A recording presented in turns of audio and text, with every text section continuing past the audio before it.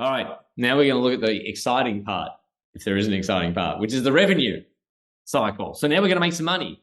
So we've got our cost and we've worked out how much it costs to provide the organization. Let's look at how we now balance that and make money. For professional services, it follows this revenue cycle, and that cycle starts with a contract. And the contract is really an agreement to provide services, and it's an agree to provide services in return for a fee.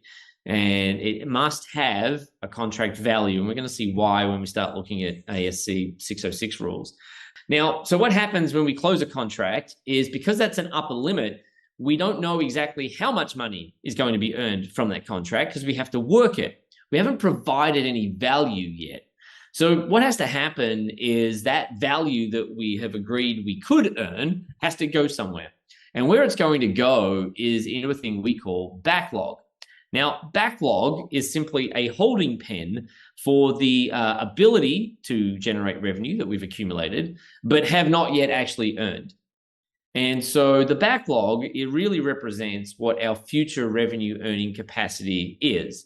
Now, backlog is actually something when we look at it, it's going to get insanely complicated because it is full of all sorts of stuff, but I don't want to go down that rabbit hole yet. In fact, we're actually going to skip backlog when we get to it, and then we're going to do revenue, and then we're going to cycle back to backlog in order to fully explain to you what happens inside of this ridiculous holding pen. So we sign a contract, the money goes into backlog, and then we do our service. Now, as we work our service, we're earning revenue. Now we just talked briefly before about the role that invoices play, but we're going to look at a minute in the definition of what revenue is by the law. And the definition of revenue by law is the point at which the value is transferred to the customer. So that's a very interesting idea. It has nothing to do with invoices. It's the point at which the value of the service is transferred to the customer. That is the point at which revenue is deemed to have occurred.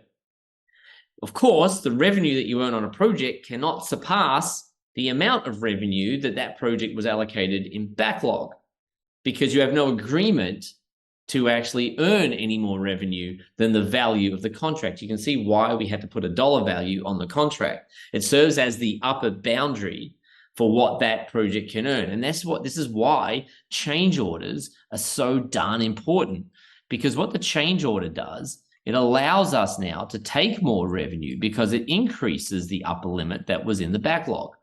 The change order is in fact a contract that increases the amount of money that the project can pull from backlog. Now, what's really important to understand is the other element here is cash. We eventually invoice the client, and I'm going to explain right now, I've kind of skipped the concept of an invoice, and we're going to bring it back into play a little later because it's kind of superfluous. It's actually a part of the process that then says, I would like for the customer to pay for the revenue that we've actually earned. Now, why we've done this and what we want to explain very clearly is that revenue and cash are two completely separate concepts. They're both very important, and we're going to talk about how they're all important in a minute. But the reality is the first thing we want to recognize is that the taking of revenue is a completely separate exercise to the accumulation of cash.